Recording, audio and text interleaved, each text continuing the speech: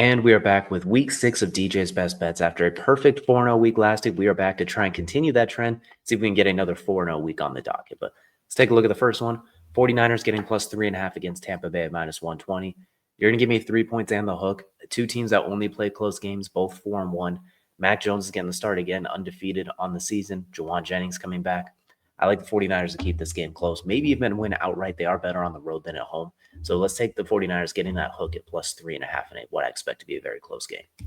Next up, Bengals getting plus 14.5 versus Green Bay. That's a lot of points. You're getting 2 touchdowns and a hook. I expect Green Bay to win. I expect them to be up like 28-3, 28-7 at some point. But I can see the Bengals getting a garbage time touchdown or 2. Maybe Jamar Chase randomly gets loose when nobody's trying to close it to within 2 touchdowns like we saw last week against what is the Bengals and the Detroit.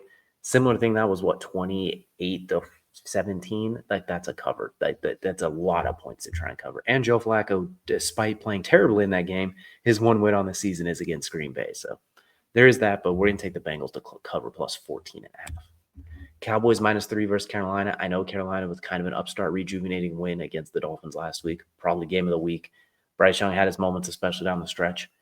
Cowboys offense is still absolutely prolific. Carolina is not going to offer a lot of resistance. I think they're going to get whatever they want. Rico Dowdle will have a nice little revenge factor against the Cowboys. I think that defense showed against the Jets. Against the lower tier teams, they can do a little something now. I think they've started to get their groove just a touch. They're still not good, but I think they could offer just enough resistance. And in this case, minus 3. The game's tied. Brandon Aubrey's field goal range is inside the white lines. So at that point, I think he can hit it. He can hit it and at least get you the push. Worst comes to worst. If you want, you could take the alternate spread at minus 2.5 just as well. Last but not least, we got Matthew Stafford over 1.5 passing touchdowns at minus 150. On the year, the Ravens have given up 2 passing touchdowns in every game except the Lions game, and that's because the Lions decided they wanted to run the ball and ran for 4 touchdowns on them. The Rams are going to be able to do whatever they want offensively. There's going to be no resistance from the defense, very limited. And offensively, they're going to have so many opportunities because I can't see the Ravens actually moving the ball consistently. Maybe 1 touchdown to Puka, 1 to Devontae. Might even be done in the first half. Not the best odds at minus 150, but it's a very, very safe bet. At minus 150, you'll still get it. That's still a good payout overall.